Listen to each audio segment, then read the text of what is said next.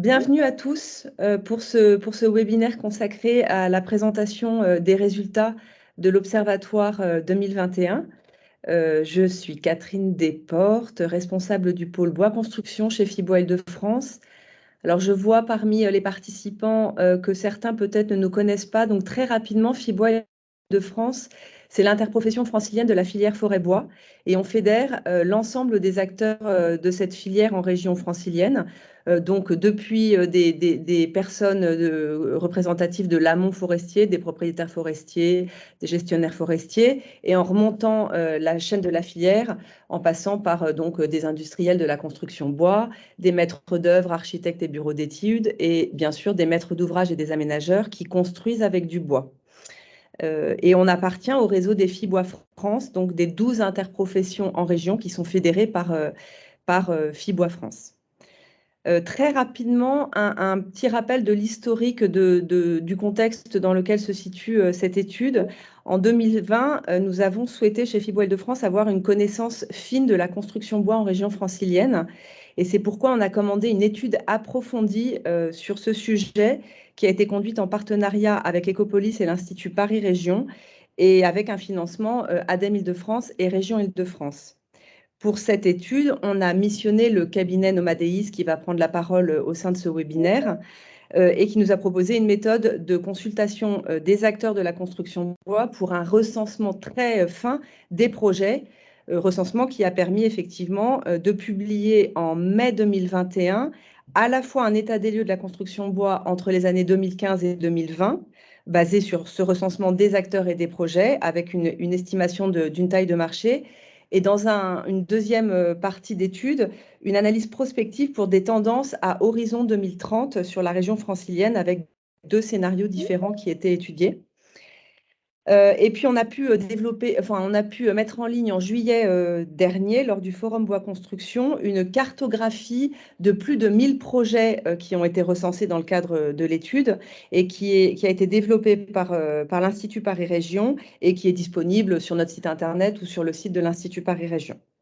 Voilà, donc ces 3 outils, ce qui est important de comprendre, c'est qu'ils ont vraiment un intérêt très important pour nos adhérents et en particulier pour les 40 signataires du pacte bois biosourcé qui se sont engagés au sein de ce pacte à construire à horizon 2024 plus de 1 200 000 m² en bois et en biosourcé en région francilienne. Donc, je vous propose que Marie, je lui laisse la parole, elle va vous présenter un petit peu plus finement le contenu de notre observatoire et après, ce sera voilà, la parole à Nomadeis pour la présentation des résultats de l'enquête 2021. Bonjour à toutes et à tous, merci Catherine. Marie Patantiac de FIBOA Île-de-France.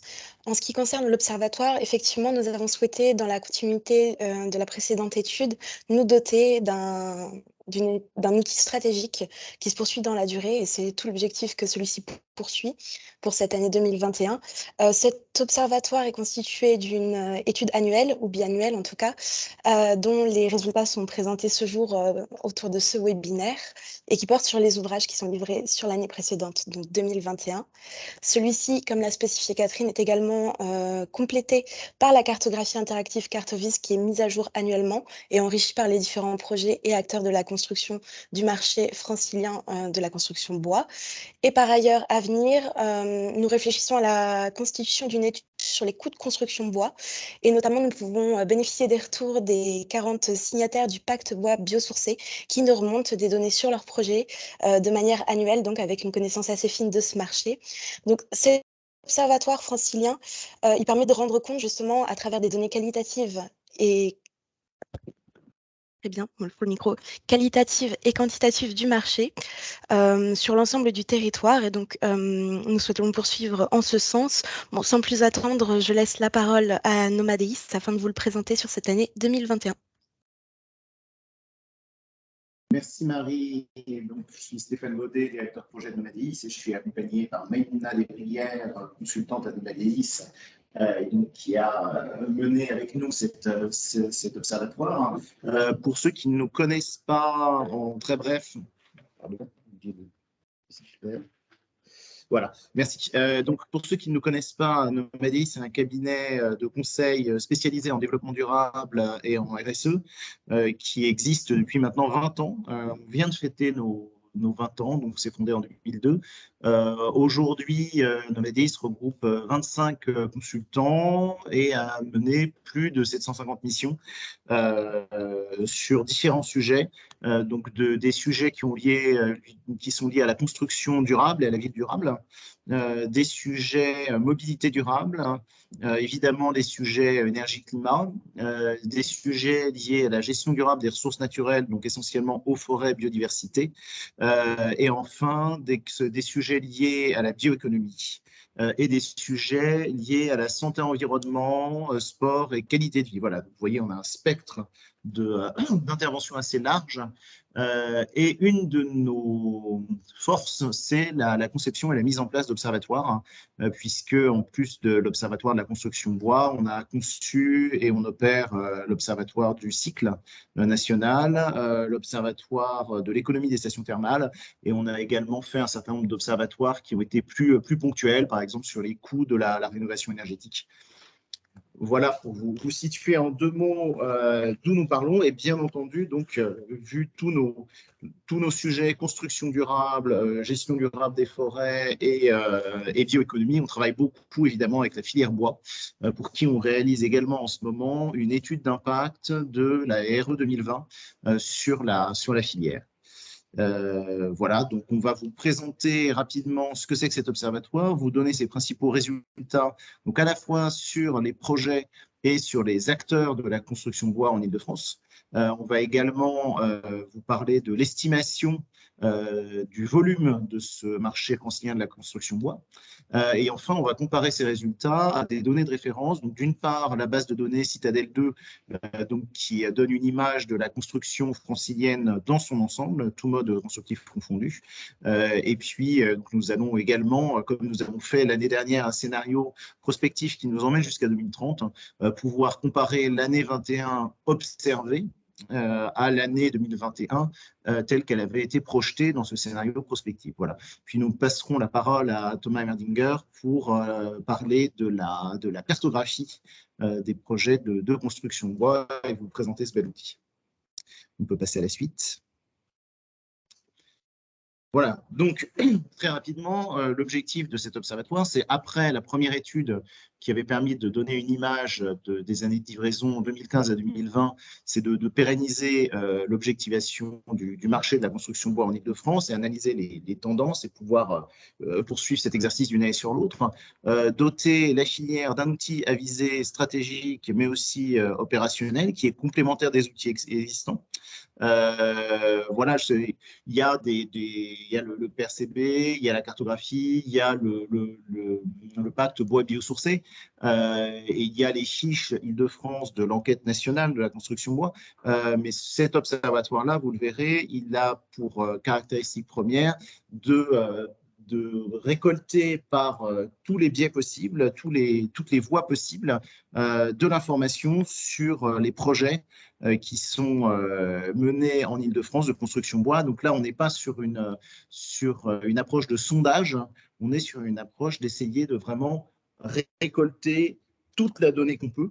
Et puis après, bien sûr, comme on ne peut pas récolter 100% de la donnée sur 100% des projets, d'extrapoler pour estimer le volume du marché. Voilà. Et bien entendu, contribuer à la promotion de la construction bois dans la région francilienne. Alors, je vous prie d'excuser les petits caprices de ma webcam qui a décidé de faire quelques facéties ce matin. Voilà, donc si l'image saute, ne vous inquiétez pas. Donc le périmètre de l'observatoire, le périmètre géographique, c'est la région Île-de-France. Donc quand on dit région Île-de-France, c'est bien les projets construits en région Île-de-France par des acteurs franciliens ou non. Le périmètre thématique, donc, sont les projets à la fois de construction neuve, mais aussi de rénovation et d'extension sur élévation, à partir du moment où soit leur structure ou leur enveloppe est en bois, ou bien les aménagements intérieurs et extérieurs incluent massivement du bois.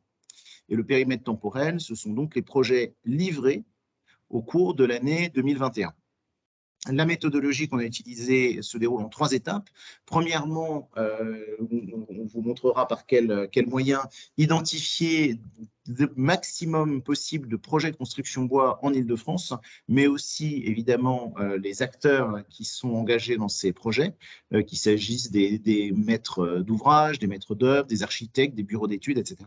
Analyser la structure du marché que nous renvoie l'image constituée avec cette base de données. Et enfin, sur cette base-là, estimer le volume complet du marché francilien de la construction bois, à la fois en surface de plancher et en nombre de projets. On peut passer à la suite. Voilà, donc ici, passer rapidement les sources de données qui sont mobilisées par l'Observatoire. Donc, évidemment, la première source de données, c'est la base de données de l'étude construction bois en Île-de-France menée l'année dernière, puisque lors de cette étude, on a également collecté de l'information aussi sur des projets qui étaient livrés, qui étaient déjà connus, mais dont la date de livraison était prévue pour 2021, voire même 2022. Donc, nous avons mené notre propre consultation en 2021 auprès des acteurs de la construction en Île-de-France. Nous avons également mobilisé l'information des projets labellisés Bâtiments durables franciliens par nos partenaires de l'Observatoire Ecopolis. Également, l'information sur le projet qu'on pouvait collecter à travers les trophées Bâtiments circulaires 2021, à travers le prix régional de la construction bois 2021, et enfin, les projets remontés par les signataires du projet du pacte bois biosourcé. Donc, vous voyez, on a vraiment pris un ensemble assez large de sources de données. J'ajouterais également que la consultation menée par Nomadéis a été également complétée par des recherches menées en interne, des recherches documentaires, pour essayer aussi d'identifier par voie de recherche Internet un maximum de projets de construction bois qui auraient pu passer à travers les mailles du filet. Voilà, donc ça nous a permis de constituer une base de données projet et une base de données acteurs, donc 2 projets livrés en 2021.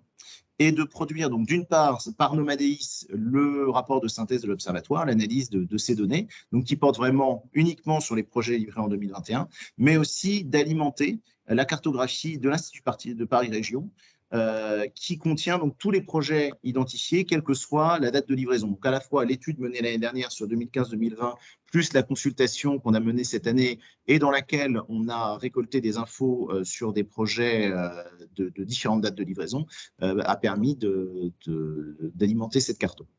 On peut passer à la suite. Donc ici, vous voyez rapidement la composition, enfin la répartition des sources de données dans notre base de données. Donc, on avait déjà 36% de la base qui était déjà constituée lors de l'étude 2020, des gens qui nous avaient remonté des projets qui seraient livrés en 2021. Nous avons 33% des projets qui sont issus de la consultation qu'on a menée auprès des acteurs de la construction bois. Donc, quand je dis acteurs, c'est tous acteurs, hein. Ce n'est pas seulement les constructeurs, c'est aussi les maîtres d'ouvrage, les architectes, les bureaux d'études, etc. Des recherches complémentaires de Nomadéis dont je parlais tout à l'heure, ça a constitué 22%, et les autres projets identifiés par Fibois Île-de-France, notamment par l'intermédiaire du pacte bois biosourcé, ont représenté 9%. Voilà, et bien entendu, à chaque fois, à chaque étape, on a eu un travail de vérification des données, de croisement, etc. Donc, les résultats, on va vous présenter la typologie des projets franciliens de construction bois livrés en 2021, la répartition des projets sur le territoire, la typologie également des acteurs identifiés sur le marché, et enfin, des éléments sur la perception des acteurs identifiés sur le marché, puisque notre consultation incluait également un certain nombre de questions qualitatives, pas directement liées au projet, sur la vision que ces acteurs ont du marché. On va passer à la suite. Donc, les chiffres clés sur les projets. Donc, ici, vous voyez un histogramme qui vous donne la typologie des projets par catégorie de bâtiments. Donc, c'est écrit petit, je vais quand même vous en faire l'explication de texte. Tout à gauche, on a donc les logements collectifs qui représentent 41% du nombre de projets. Puis, en nombre de projets, on a les établissements d'éveil, d'enseignement, de formation et les centres de loisirs.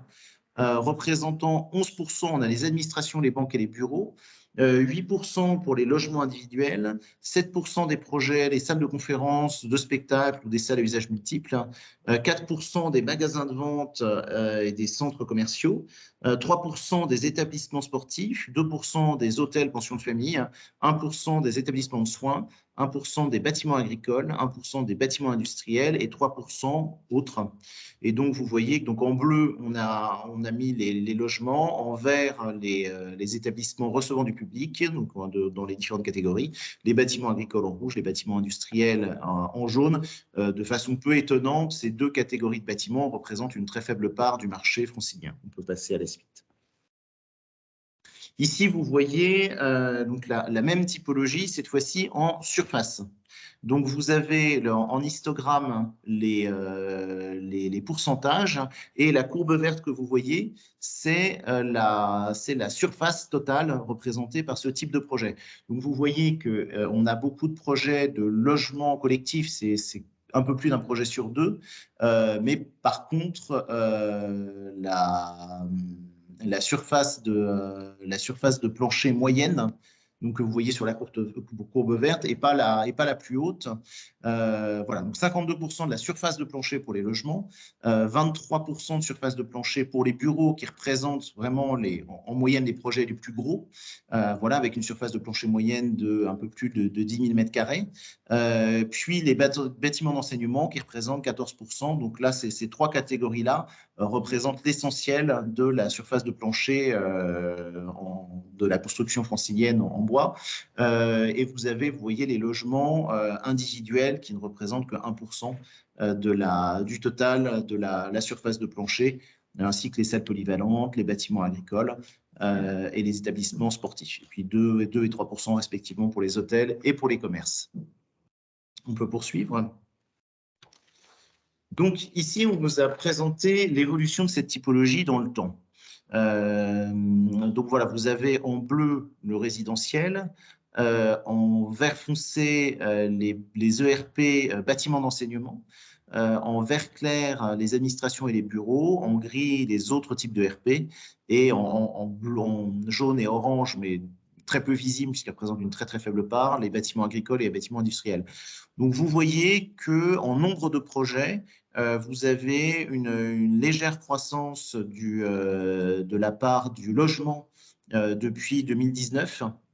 Voilà, mais un accroissement plus important en termes de surface de plancher, puisque la part de surface de plancher passe de 40% à un peu plus de la moitié. Et en même temps, entre 2020 et 2021, on voit se réduire fortement la part des ERP d'administration et bureaux. Voilà, on peut passer à la suite. Les données collectées nous ont aussi permis de calculer un coût moyen des travaux par mètre carré selon la catégorie de bâtiment. Donc, on voit que ce coût est comparativement plus élevé pour les bâtiments d'enseignement et pour les logements individuels, avec respectivement 2 375 € du mètre carré pour les bâtiments d'enseignement et 2 340 pour les logements individuels, et que ces coûts-là sont plus faibles pour les bureaux et pour les logements collectifs, avec respectivement 1 895 € par mètre carré pour les bureaux et 1 977 € par mètre carré pour les logements collectifs. Voilà, j'ajoute que le coût du mètre carré n'était disponible évidemment que pour une partie du projet, puisque voilà, 55% des projets identifiés avaient bien renseigné cette donnée-là. Et je passe la parole à ma collègue Maïmouna qui va vous présenter l'analyse plus fine par catégorie, par géographie de ce marché de la construction bois. Oui, tout à fait. Alors pour commencer, on voulait vous présenter la répartition donc, de ces projets franciliens de construction bois par type de chantier. Donc ce qu'on a pu observer sur les projets qu'on a récoltés cette année, c'est que 69% des projets livrés en 2021 sont en construction neuve. Ils représentent l'écrasante majorité du marché, contre 22% de projets qui sont en rénovation et 14% en extension sur élévation. Donc cette répartition, elle est légèrement différente si on ne regarde plus le nombre de projets, mais la surface de plancher livré en 2021. Donc on a plus que 51% de la surface de plancher livré qui est en construction neuve. Et en fait, c'est la part de la rénovation-réhabilitation qui augmente fortement. Elle vient donc grignoter sur la construction neuve en volume, avec 45% de la surface de plancher livrée en 2021 qui appartient donc qui est en rénovation-réhabilitation. Et en fait, cet écart entre la valeur et le volume est dû à quelques gros projets de rénovation et réhabilitation qui viennent tirer donc la part de la catégorie vers le haut. On a en effet 73% de la surface de la rénovation qui est due à de très grands projets de rénovation. Et ce qui fait que la surface de plancher moyenne des projets de rénovation est 3 fois supérieure à la surface moyenne des projets de construction neuve. Si on regarde maintenant un petit peu plus en détail cette répartition par catégorie de bâtiments, donc sur votre gauche, vous avez la répartition selon le type de chantier des projets de logement. Et on voit en fait que cette prépondérance de la construction neuve est accrue quand on regarde seulement les projets de logement, avec 78% des projets de logement qui sont en construction neuve, et des parts à peu près égales pour la surélévation et la rénovation. Quand pour les projets d'établissement ouverts au public, la part de la construction neuve n'est entre guillemets que de 57%, donc légèrement en dessous de la moyenne de toutes les catégories de bâtiments. Ici, on vous présente la typologie des projets, donc toujours une typologie des projets de construction bois, mais ici répartie selon la taille des projets, donc leur ampleur. Ce qu'on peut noter d'une part, c'est que la moitié des projets ont une surface de plancher qui est inférieure à 2200 mètres carrés. Donc c'est plutôt des projets d'ampleur, on va dire, modeste.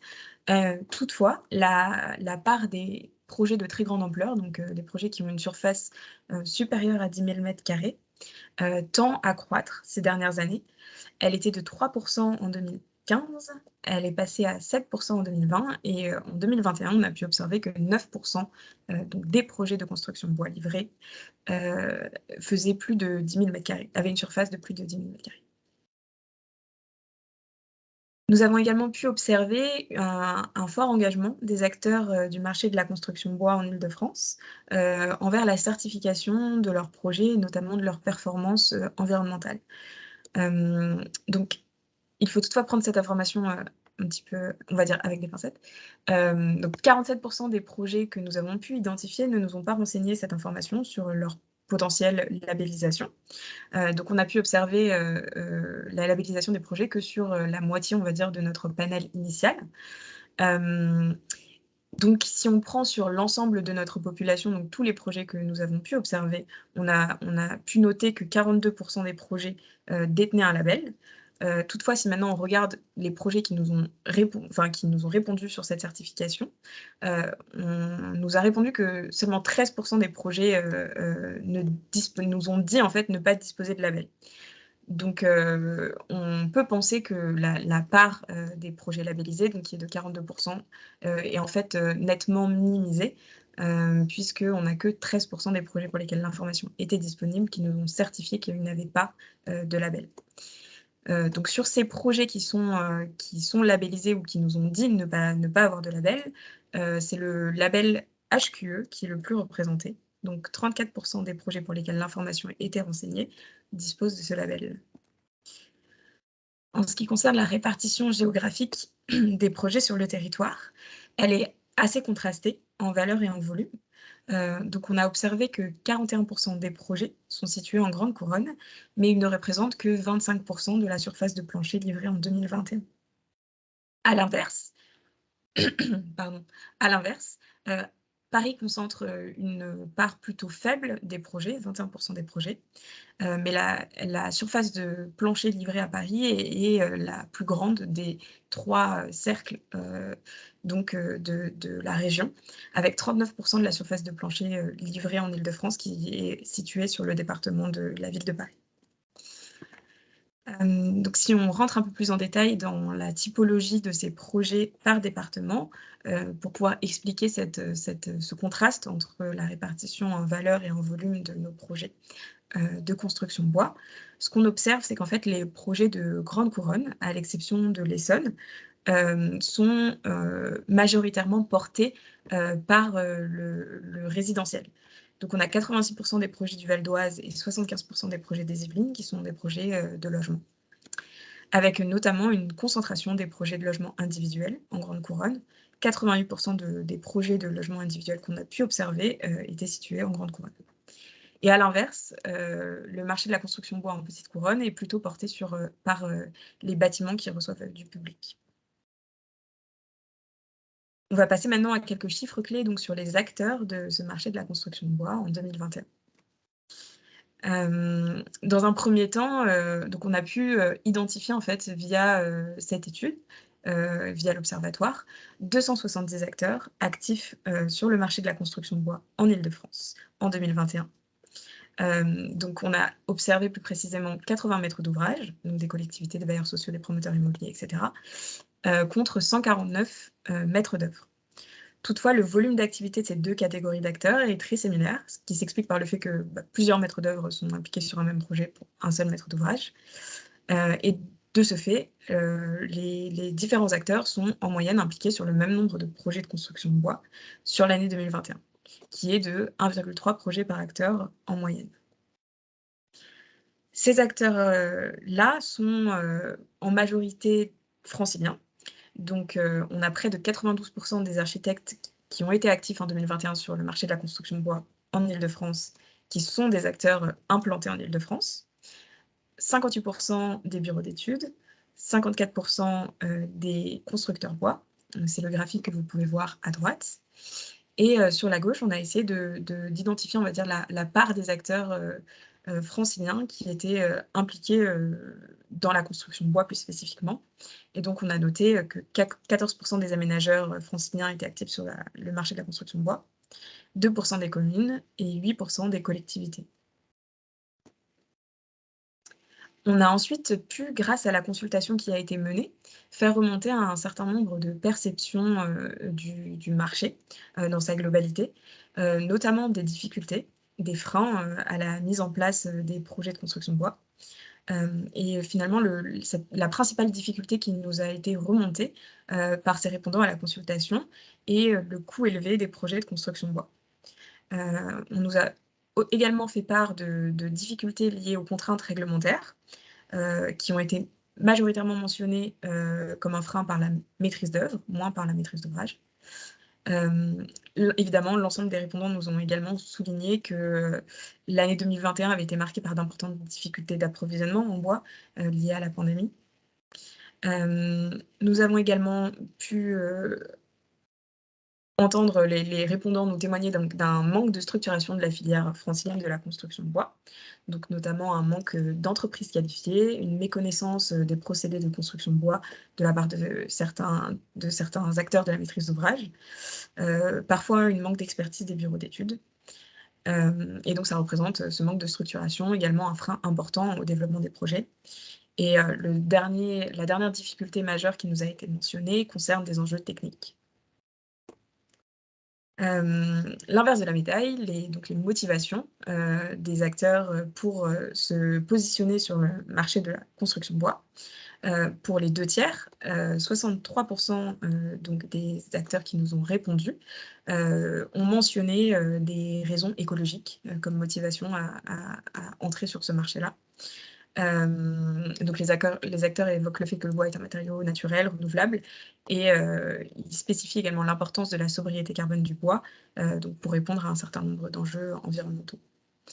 Plus du tiers des répondants ont également loué des avantages techniques de la construction bois, la multiplicité des possibilités techniques et des usages du bois, la possibilité de préfabriquer un certain nombre d'éléments constructifs, la malléabilité architecturale du matériau, le fait que ce soit une filière sèche, etc. Également, plus d'un tiers ont plébiscité la rapidité et la facilité d'exécution des chantiers en construction bois. Un quart des répondants nous font part également de la satisfaction du fait, du fait que le bois limite les nuisances des chantiers pour l'environnement proche. Donc, ce sont des chantiers qui sont plus propres et moins bruyants. La réglementation a également été un élément moteur en 2021. Un quart des acteurs déclarent avoir recours au bois pour répondre à la RE 2020 notamment. Et enfin, une part importante des répondants, 18%, apprécient également donc, le sentiment de sérénité et de chaleur, donc plutôt on va dire des enjeux esthétiques et des tendances architecturales. Et je vais relaisser la main à mon collègue pour la suite. Il me semble, sauf si tu veux que je continue, Stéphane. Je vais continuer.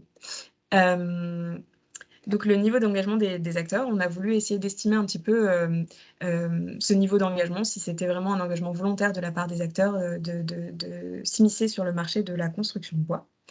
Et sur les 74 acteurs interrogés, 70% déclarent intégrer le bois ou les matériaux biosourcés dans leurs engagements en matière de développement durable.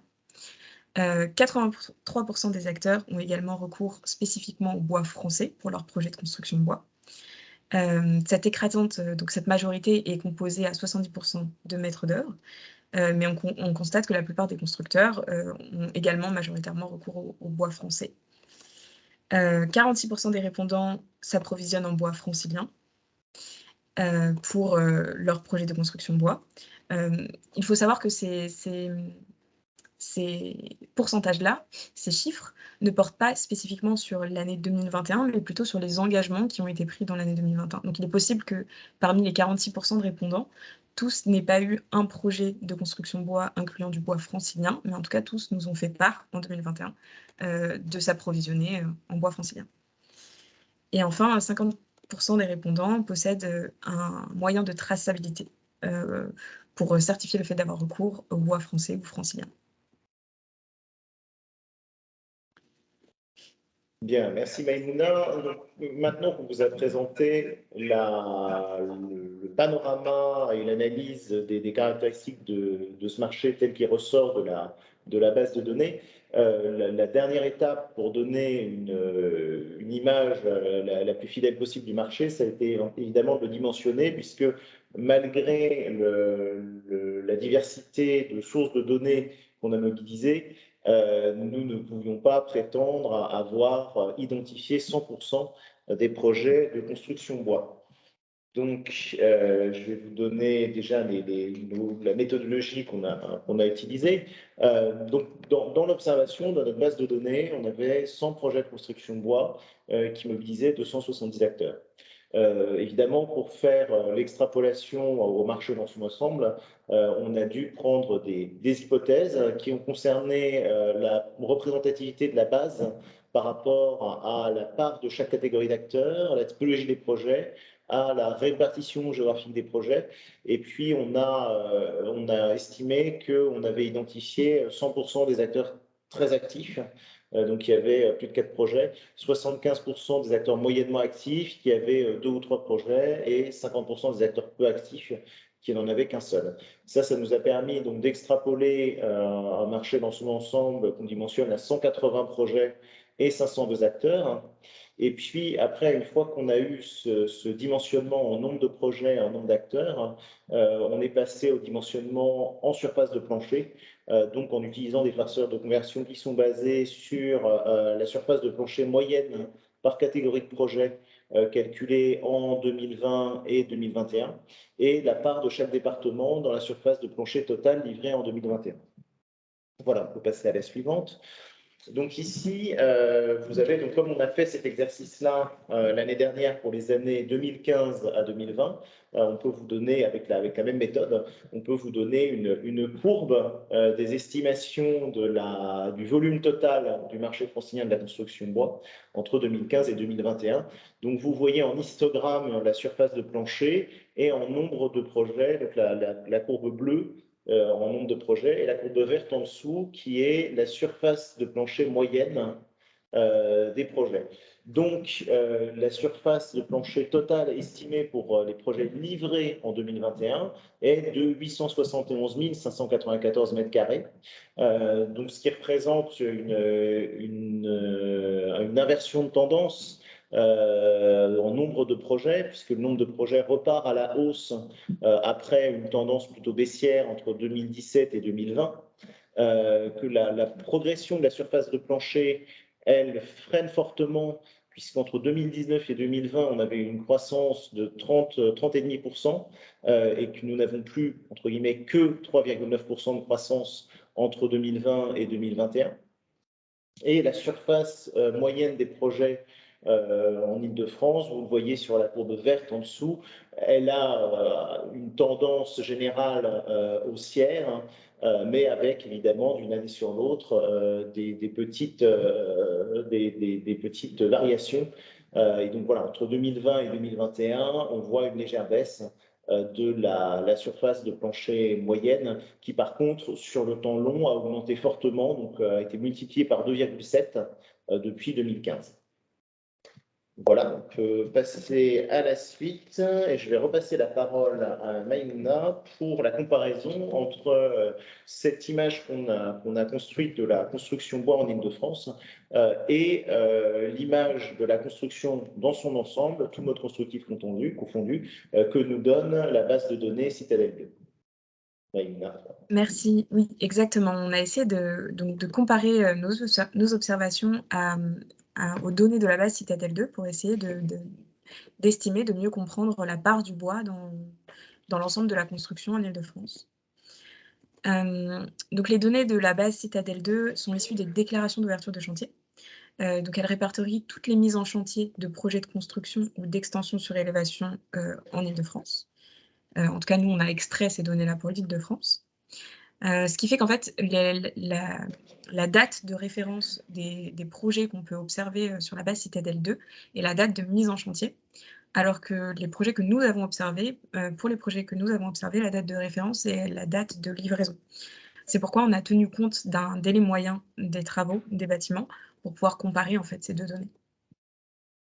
Donc ce qu'on a pu observer et voir, c'est que finalement cette typologie des projets de construction, tout mode constructif confondu, livrés en Île-de-France en 2021, est à peu très similaire à celle qui a été observée sur les projets de construction bois, avec 55% de la surface de plancher livrée en 2021 qui provient de projets résidentiels, 41% de la surface de plancher livrée qui provient de projets d'établissements recevant du public. La seule différence notable, c'est la part beaucoup plus importante des projets de logement individuel dans cette surface de plancher livrée en 2021, 10%, donc sur l'ensemble des modes constructifs, que sur la construction bois où elle ne représentait que 1% de la surface de plancher livrée. Alors, un petit commentaire supplémentaire sur cet histogramme-là. Quand on compare à la répartition qu'on voit sur donc, les projets de construction bois, donc on voit effectivement que la part relative du logement collectif est un petit peu plus faible, donc à 41% dans la construction bois que dans la construction totale. Mais ce qu'on voit aussi qui est intéressant, c'est que la part relative des établissements d'enseignement est beaucoup plus forte dans la construction bois que dans la construction en général, puisque c'était la deuxième en construction bois, c'était pour les projets livrés en 2021, c'était 22% des projets. Pour la surface de plancher, c'était 14% de la surface de plancher, donc ce qui est une part un petit peu plus importante que la part assez faible qu'on voit sur la construction en général. Tout à fait. Et du coup, cela se transcrit par une part du bois donc dans les différentes catégories de bâtiments qui est assez contrastée. Donc comme vient de le souligner Stéphane, la part du bois dans les projets d'établissement d'enseignement est très très forte. Donc 27% des établissements d'enseignement donc en surface sont des projets de construction de bois. Alors qu'en moyenne, donc au global, seuls 7% de la surface de plancher livrée en 2021 est en construction bois. À l'inverse, on a des catégories de bâtiments qui sous-performent, donc notamment les bâtiments industriels dont la part du bois n'est que de 0,4%. Et les logements individuels, on observe que seulement 1% de la surface de plancher livrée de logements individuels est donc une surface de plancher bois. Sur les logements individuels, ce qu'on peut en dire aussi, c'est que cette part est relativement faible. Un des facteurs qui peut l'expliquer, c'est que le maître d'ouvrage des logements individuels est simplement un ménage, et donc ils ont moins d'incitation soit du marché, soit de leurs investisseurs à s'engager plus fortement dans la construction de bois. Là, c'est uniquement leur conviction propre et leur attrait propre pour le bois qui va jouer sans qu'il y ait tellement de facteurs extérieurs qui les poussent particulièrement vers la construction bois. Ce qui serait intéressant, c'est de voir année après année comment cette part va évoluer, puisque la réglementation énergétique 2020 fixe des seuils, enfin des objectifs de décarbonation qui ne peuvent être atteints qu'en augmentant significativement la part de la construction bois. Donc sur les 10 années qui viennent, on va voir des évolutions assez fortes de ces pourcentages. Vas-y. Maintenant, si on observe cette part du bois, mais plus en fonction des catégories de bâtiments, mais par département, là encore, on voit que certains départements semblent particulièrement engagés envers la construction de bois. C'est le cas du département de la ville de Paris, pour lequel 20% de la surface de plancher qui a été livrée en 2021 était une surface de plancher bois. Quand d'autres départements semblent un peu moins tournés donc vers le marché de la construction de bois, notamment le Val d'Oise, avec seulement 2% de la surface de plancher livrée en 2021 qui est en bois, et l'Essonne, 4% de la surface de plancher, la Seine-Saint-Denis, 5% de la surface de plancher. Ici, on peut également noter que cette part du bois dans ces surfaces de plancher va probablement être amenée à changer. On attend notamment la livraison de tous les projets liés au JO 2024, donc sur le département de Seine-Saint-Denis, qui va peut-être faire augmenter donc cette part du bois dans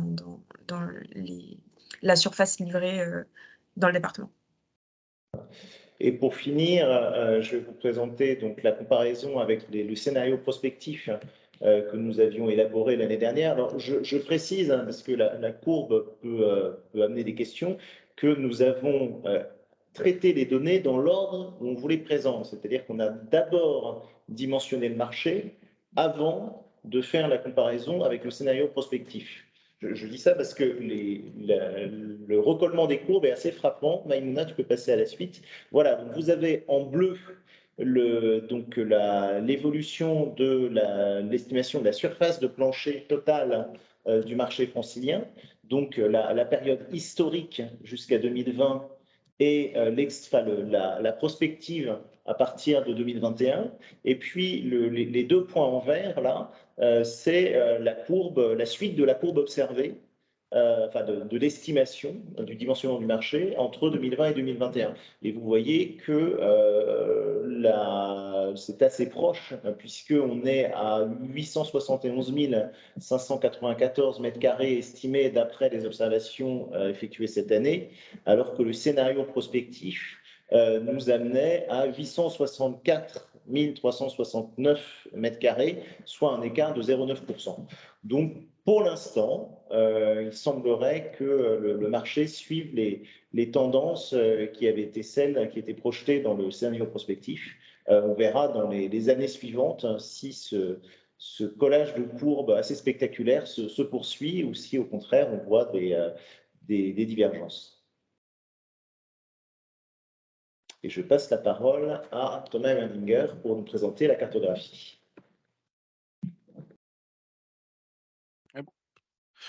Bonjour à toutes et tous. Donc, Thomas Emerdinger, pour le coup, sur la prononciation. Donc, moi, je suis à l'AREC Île-de-France, qui est l'Agence régionale énergie-climat, et je dépends de l'Institut Paris Région, qui était connu sous le nom d'Institut d'aménagement et d'urbanisme de la région Île-de-France.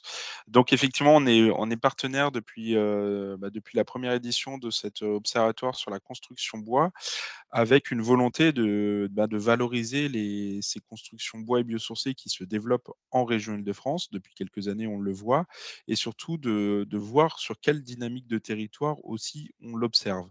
Alors pour ce faire, on a rejoint le partenariat avec Fibois et Nomadéis sur cet observatoire. On a créé une cartographie des constructions bois biosourcées l'année dernière, donc avec les premières données de l'observatoire sur l'année 2020. Donc cette cartographie, elle est en ligne, elle est vraiment à disposition de tout le monde. Donc vous voyez un extrait de cette carte. Donc elle montre toutes les constructions classées selon si ce sont des établissements recevant du public, recevant des travailleurs ou des bâtiments d'habitation. La taille des points, c'est la surface de plancher de ces bâtiments. Et quand vous zoomez, donc vous pouvez interagir avec la carte. Quand vous zoomez, vous pouvez cliquer sur des points et accéder à des fiches synthétiques qui vous livrent un ensemble d'informations un peu classiques, hein, la surface, le nombre d'étages si c'est un bâtiment d'habitation ou un bâtiment tertiaire notamment, les éléments bois, les labels quand c'est une information disponible et les acteurs notamment avec le maître d'ouvrage, le maître d'œuvre, les entreprises de seconde transformation sur le bois, les constructeurs bois, pour justement mettre aussi en avant les acteurs qui sont derrière ces constructions. On s'engage à la mettre à jour tous les ans dans le cadre justement de cet observatoire. Là, on est en train de travailler à la mise à jour 2021, donc avec les nouvelles constructions qui se rajoutent à ces points. Donc effectivement, comme on l'a cité, il y a près de 1000 projets qui sont recensés, donc avec à chaque fois une information derrière, qui sont géolocalisés. Et quand vous zoomez sur la carte, vous pouvez accéder aussi, pour les personnes qui s'intéressent aux dynamiques d'aménagement, vous pouvez accéder aux projets d'aménagement sur les territoires, notamment les ZAC ou les projets de renouvellement urbain, pour voir si ce sont aussi ces dynamiques d'aménagement qui tirent le marché, notamment sur le logement collectif.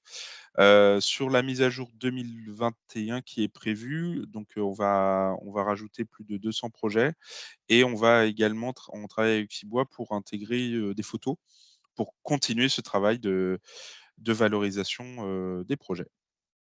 Voilà. Et donc tout ça est en ligne, est en libre accès sur le site de Fibois, sur le site de l'AREC ou sur le site de l'Institut Paris Région dans la rubrique cartographie interactive.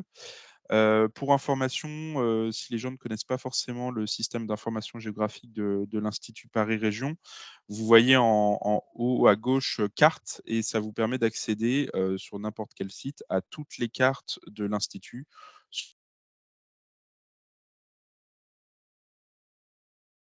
Bibliothèque très très riche de données sur l'Île-de-France. Voilà. Merci. Je me permets de rebondir sur ce que vient de présenter Thomas.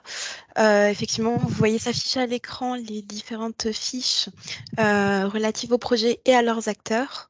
Par ailleurs, si vous souhaitez enrichir la cartographie par vos projets, que ce soit en termes d'informations complétées ou également de photographies, n'hésitez pas à nous contacter chez Fibois Île-de-France, donc aux adresses qui s'affichent ci-dessous, et vous aurez également nos adresses dans l'envoi des résultats à venir.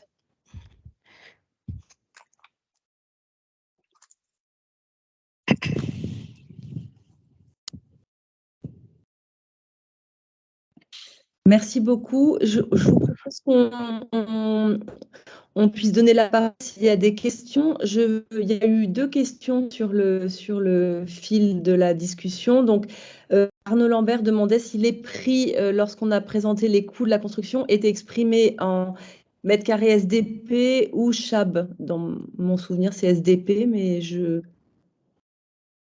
Oui, je confirme, c'est bien mètres carrés SDP. Très bien, merci beaucoup. Et puis, Mathilde Gros nous demande si, au-delà des bâtiments en bois, avez-vous étudié les indicateurs de performance et intégration tels que le poids moyen de bois et biosourcé par mètre carré de SDP en kilogrammes? Alors, Alors, la Alors, réponse est non. Sous ton contrôle, hein, Maïmouna. En fait, lorsqu'on a fait la consultation, qui a quand même bien alimenté la base de données de projet, puis qu'on a fait les collectes de données, il a fallu quand même faire un arbitrage entre jusqu'où on allait pouvoir demander de la donnée précise et jusqu'où les gens étaient prêts à s'investir dans la réponse. Évidemment, le risque étant que plus on pose plein de questions précises, plus on risque de perdre des répondants au passage.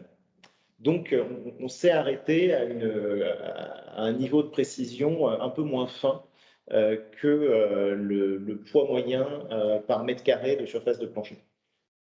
Ça a déjà été un petit peu, pas forcément compliqué, mais il a fallu quand même quelques efforts pour collecter déjà tous les indicateurs qu'on a pu vous présenter aujourd'hui. Et voilà, donc c'est des choses qu'on peut éventuellement envisager. On peut l'envisager comme question optionnelle, puisqu'on avait dans notre consultation à la fois des questions obligatoires sans les réponses desquelles la réponse n'était pas validée, et puis des questions optionnelles que les gens pouvaient renseigner ou pas selon leur disponibilité à répondre et le temps qu'ils pouvaient consacrer à l'enquête.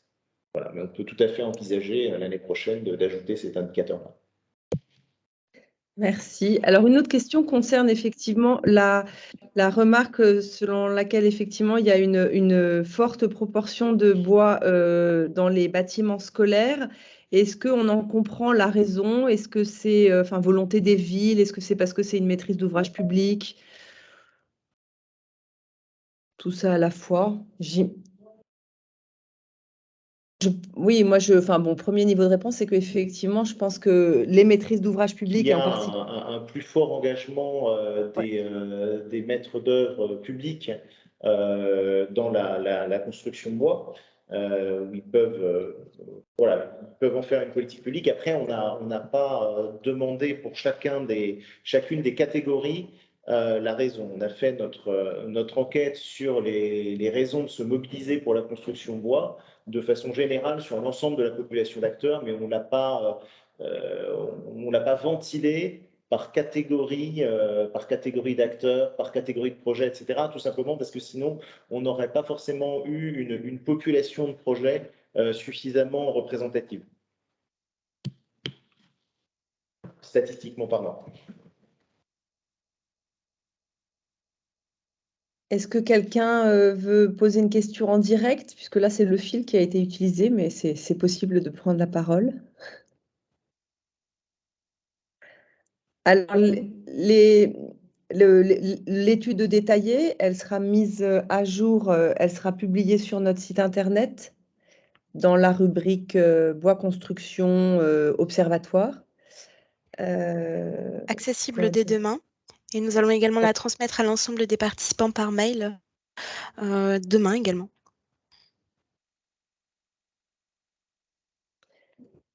Alors, Mélodie Chalvin, quelles sont les actions prévues pour remédier aux inconvénients cités par les acteurs investis dans la construction bois?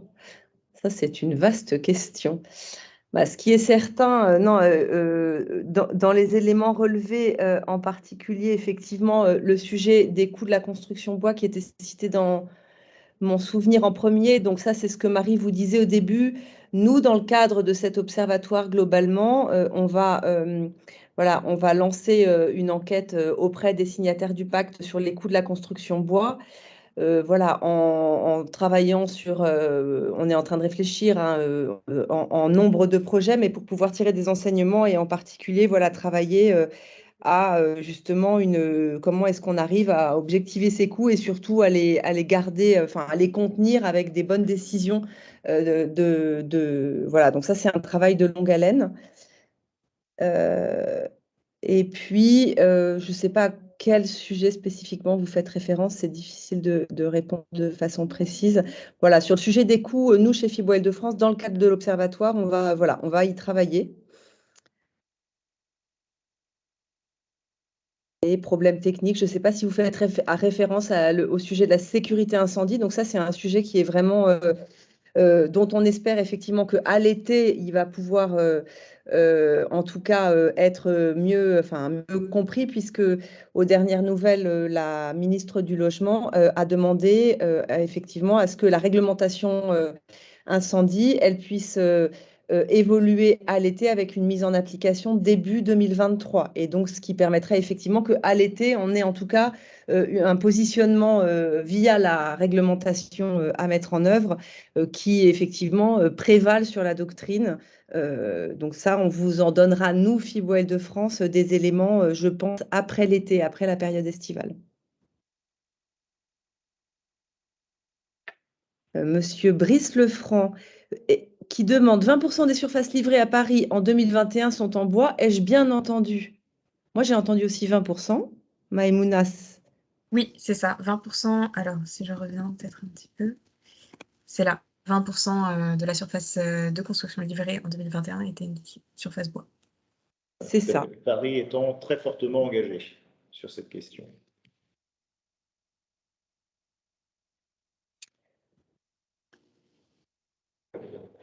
Jérôme Petit-Guyot, avez-vous prévu l'impact de la doctrine de la préfecture de police?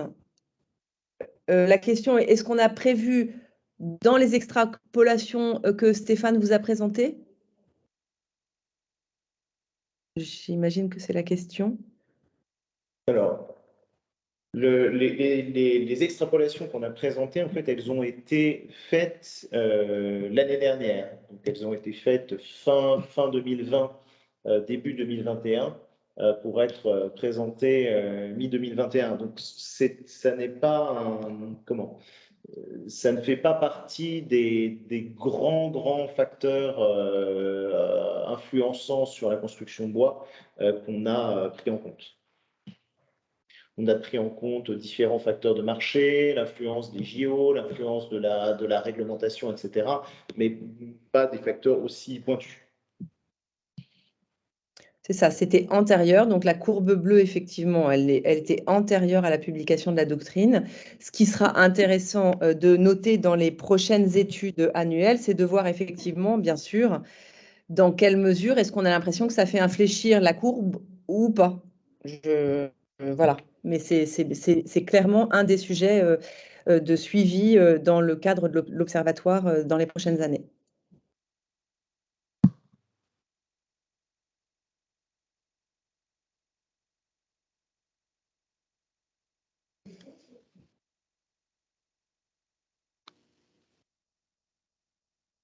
Il n'y a plus de questions?